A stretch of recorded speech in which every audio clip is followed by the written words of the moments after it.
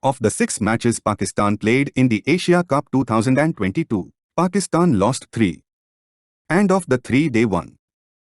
2 could have gone either way. They went Pakistan's way only because of individual heroics. Thus the only match this team was clearly good at was against Hong Kong, which explains it all. With the T20 World Cup a little over a month away, these are worrying signs. If the team couldn't do it against Sri Lanka on a familiar Dubai wicket, God help them in Australia where the grounds are bigger and the ball jumps higher.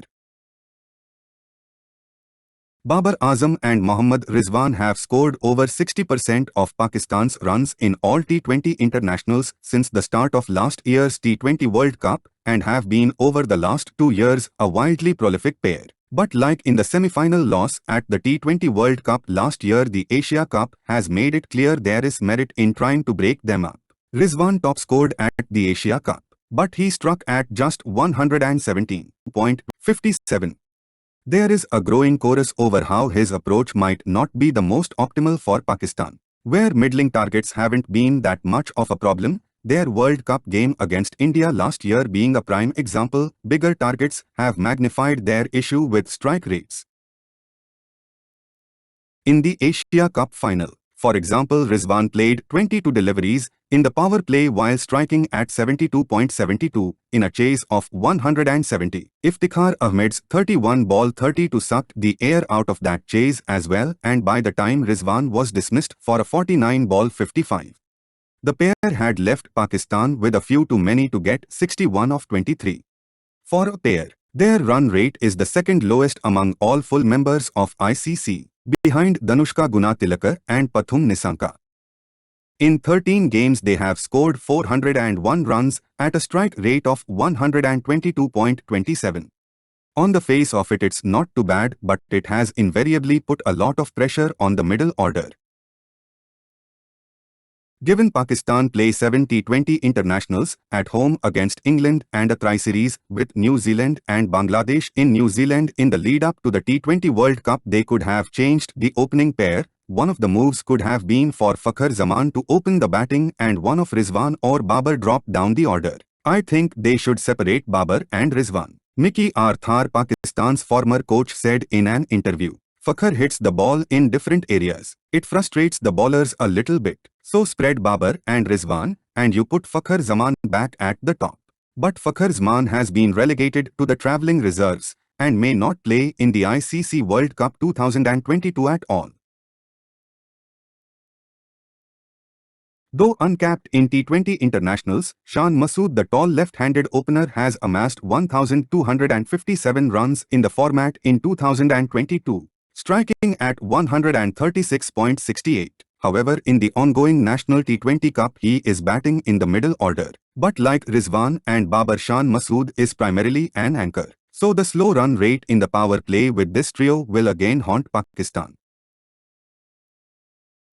Expressing concern over the undisciplined batting from Pakistan, Mohammad Sadiq, a former Test cricketer, said that there were only 2 proper batsmen in the squad, skipper Babar Azam and wicketkeeper batsman Babar-RIZWAN, and the rest were just sloggers. Of Asif Ali and Iftikhar Ahmed, Sadiq said, these 2 batsmen are of club standard and they should not be selected even for the domestic regional teams, as it will deprive the upcoming deserving youngsters of being selected. It seems that Iftikhar Ahmed, Khush Shah and Asif Ali all seem to be cut from the same cloth. The trio may come in different shapes and sizes, but in reality they are the same player with just different names and faces. Neither is a proper batter, and all 3 are in the side purely on their 6-hitting ability, which is also very hit and miss. In fact, it's more miss than hit, unless you are up against Hong Kong. Khushdil's record at number 4 across T20s seems impressive, striking at 146 at an average of 27. But when you take a closer look, the disparity between his domestic T20 record and his international one is vast. He also has struggled against spin.